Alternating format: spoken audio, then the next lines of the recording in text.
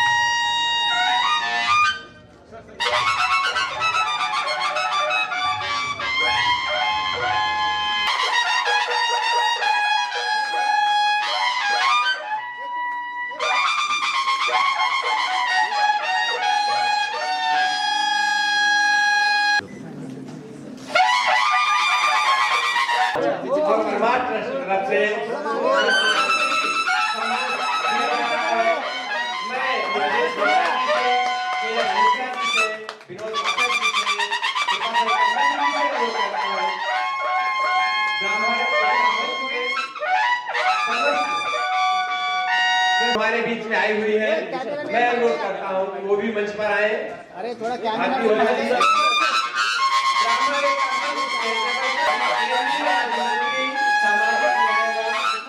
सक्षमीकरण, थोड़ा कैमरा मांगे थोड़ा एक मिनट सर।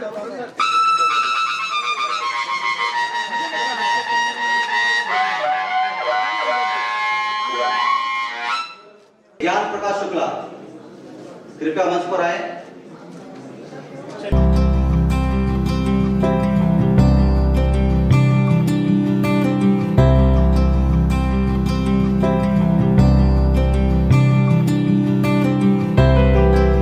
ब्राह्मण समाज एकता का जो प्रोग्राम है, क्या करना चाहिए?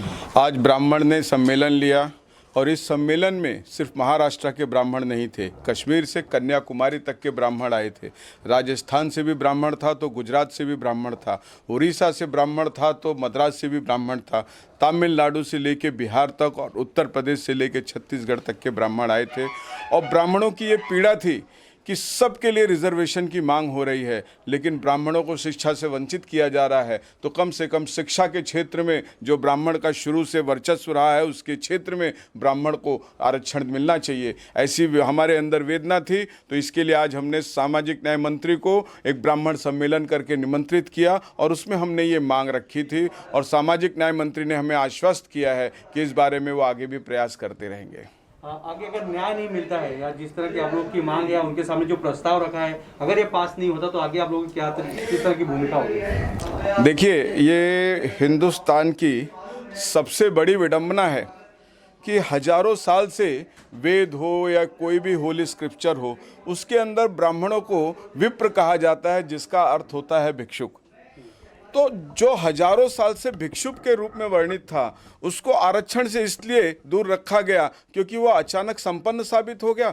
और जो हजारों साल से हमारे देश में राज करते थे, हमारा किसी के आरक्षण का विरोध नहीं है, जो हजारों साल से राज करते थे, उनके आरक्षण के लिए आज हर जगह आवाज़ उठ रही है। तो ब्राह्मणों के लिए भी आवाज़ उठनी चाहिए। हमारा किसी से आरक्षण का विरोध नहीं है, लेकिन हमारे आरक्षण का भी कहीं विरोध नहीं होना चाहिए। और रही बात आरक्षण की बात ना मानने से, तो जैसा अन्य लोग लोकतांत्रिक तरीके से आरक्षण की मांग कर रहे हैं, वो ब्राह्मण समाज भी मांगेगा। और अगर ब्राह्मण समाज को आरक्षण से दूर रखा जाएगा तो इसका दूरगामी प्रभाव आने वाले अब इलेक्शन में भी दिखाई देगा। अब देखा जाए तो ब्राह्मण से लोग दूर भाग रहे हैं, या उन्हें कहीं ना कहीं टारगेट किया जा रहा है, या उन्हें मारा जा रहा है, इसमें क्या करें? देखिए, ब्राह्मणों से अब राजनीतिक पार्टी दूर नहीं भाग रही है। राजनीतिक पार्टी तो अब ब्राह्मणों के नज़दीक आ रही है, क्योंकि ब्राह्मण अब संगठित हो चुका है, उसको अपना अधिकार समझता है। और रही बात जो ब्राह्मणों को पीड़ित किया जाता है, जो मारपीट किया जाता है, तो ब्राह्मण ने कभी हथियार नहीं उठाया है और ब्राह्मण जीवन में कभी हथियार नहीं उठाएगा।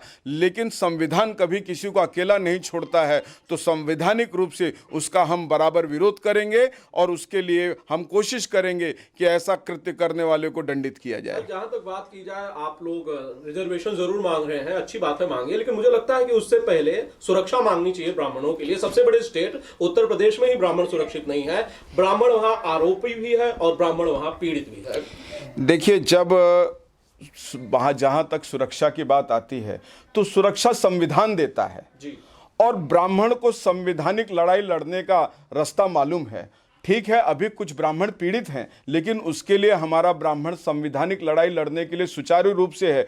और जो राजनीतिक सरकार ब्राह्मण समाज को आरक्षण से या सुरक्षा से किसी भी रूप से अब वंचित रखेगी, तो उसको उसका खामियाजा भुगतना पड़ेगा। ब्राह्मणों को जागरूक करने का किस तरह आप लोग आगे का अभियान शुरू करेंगे, या उन्हें ज़्यादा जोड़ने की कोशिश करेंगे, या उन्हें किस तरह बढ़ चढ़ के देश में हिस्सा लेना चाहिए, उसके लिए प्रयत्न करेंगे? देखिए, आज सबसे बड़ी विशेष बात ये थी कि रिपब्लिकन पार्टी ऑफ इंडिया ने भी ब्राह्मणों के लिए आरक्षण की मांग की है, और ये ब्राह्मणों के लड़ाई की शुरुआत है। और मुझे आशा है कि ये लड़ाई ज़्यादा लड़नी नहीं पड़ेगी, क्योंकि ब्राह्मणों की जो मांग है बहुत जायज़ है, क्योंकि वो शिक्षा के क्षेत्र में अब मांग कर रहा है। और जैसा कि लोगों ने ब्राह्मणों के लिए बहुत कुछ किया नहीं है, राजनीतिक पार्टियों ने ब्राह्मणों को हमेशा एक लुभाया है। बहुत सारी ऐसी जो समाज में लोग हैं जिनको हमारी राजनीतिक पार्टी लुभाती तो है, देती कुछ नहीं है, लेकिन जो लड़ता है उसको लड्डू मिल जाता है। तो हमें लड्डू नहीं चाहिए, हमको शिक्षा चाहिए, और शिक्षा के लिए हम जन जागृति फैलाएंगे, अपने समाज को संगठित करेंगे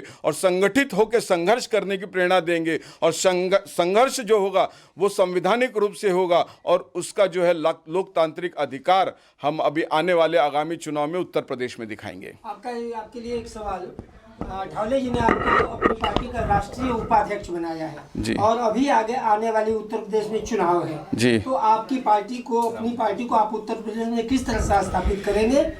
देखिए, आगामी चुनाव में Republican party of India Bhajpa के साथ गठबंधन होने के आसार हैं, हमारी बातें चल रही हैं, और हमारी पार्टी इस समय ब्राह्मणों को भी वर्चस्व रूप से स्थान देगी। और अगर हमारी पार्टी, देखिए मैं बहुत खुली बात करता हूं, राजनीतिक दांव पेच में हो सकता है हम ज़्यादा विजय नहीं प्राप्त करें, लेकिन हम लड़ाई नहीं छोड़ेंगे। हम रिपब्लिकन पार्टी ऑफ इंडिया के जो मंत्री हैं, अध्यक्ष हैं, वो अब पार्लियामेंट में भी, राज्यसभा में भी और लोकसभा में भी आवाज़ उठाएंगे कि ब्राह्मणों के लिए आरक्षण दिया जाए।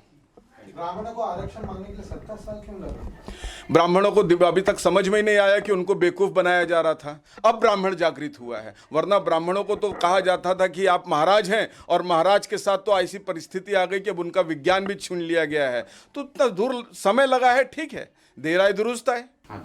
आज पूरे हिंदुस्तान में 28 सालों से कार्यरत है। हिंदुस्तान के 12 राज्यों में 160 जिलों में संस्था काम कर रही है। संस्था का प्रोग्राम हो, इस पर कृष्ण शुक्ला जी ने कहा। आरपीआई के अध्यक्ष रामदास अठौले जी एक बार लोकसभा में ब्राह्मणों के आरक्षण के लिए बात किए थे। तो जो हमारे लिए काम करता है हम उसके लिए काम जरूर करेंगे, ये परंपरा रही है भारतवर्ष की। तो मैंने निर्णय लिया कि हम और शुक्ला जी मिलकर, हमारी पूरी संस्था मिलकर रामदास अठौले जी का समाजश्री पुरस्कार से उन्हें सम्मानित किया जाएगा। दोस्तों, ब्राह्मण एकता मंच एक विचार है। ऐसा नहीं कि हम ब्राह्मणों को एकजुट कर किसी के विरोध के लिए हम करें। ब्राह्मणों में क्या कमियां हैं, क्या खामियां हैं, या इनका उत्थान कहाँ रुका हुआ है, इस विषय के लिए ब्राह्मण एकता मंच काम कर रही है। और हम सब मिलकर, संस्था के जितने पदाधिकारी हैं, हमारे बड़े भाई कमला Shankar Mishra ji x commissioner custom हैं, 97 से संस्था के साथ जुड़े हुए हैं, और बहुत सारे पदाधिकारी हैं, चाहे उद्योगपति हों। हम सब मिलकर चाह रहे हैं कि समाज में जो विकृति आई है वो दूर हो जाए। ऐसे ब्राह्मण समाज का पथ प्रवर्तक है, समाज को दिशा और दशा दिखाता है। इस कड़ी को आगे हमेशा बढ़ाकर ब्राह्मण ज्ञान दे और ज्ञान ले की नीति पर काम करता रहेगा। आज जैसा कि आप जानते हैं कि ब्राह्मण भूषण सम्मान से कृष्ण मिलन शुक्ला जी को सम्मानित किया गया और समाजश्री सम्मान से माननीय केंद्रीय मंत्री श्री रामदास आठवले जी को सम्मानित किया गया।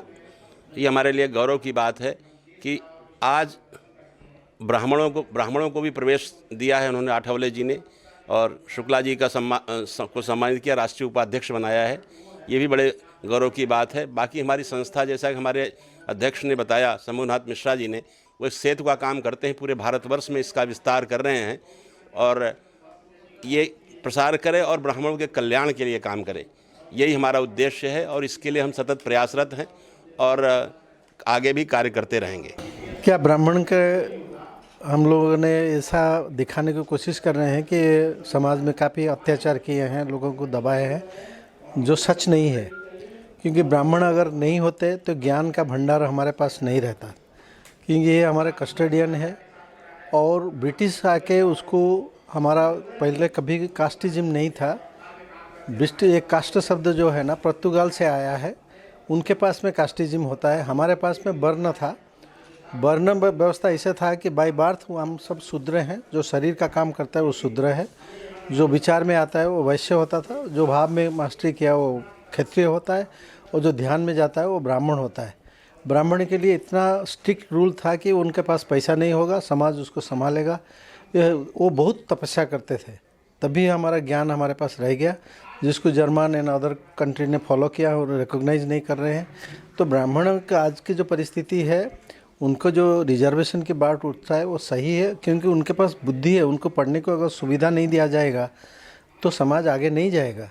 क्योंकि हम जितना जो शरीर लेवल में जो काम कर रहा है तो वो समाज को लीड नहीं कर सकता है। तो एक बैलेंस आना चाहिए, जो हमको सब मिलकर काम करना पड़ेगा कि ब्राह्मण रहना चाहिए। क्योंकि मैं शूद्र पैदा हुआ, मैं कि मैं वैश्य पैदा हुआ, मैं ब्राह्मण होकर शरीर छोड़ना चाहिए। मेरा वो यात्रा है, वो यात्रा को हम लोगों ने जात बना दिया, वो जो गलत हुआ है।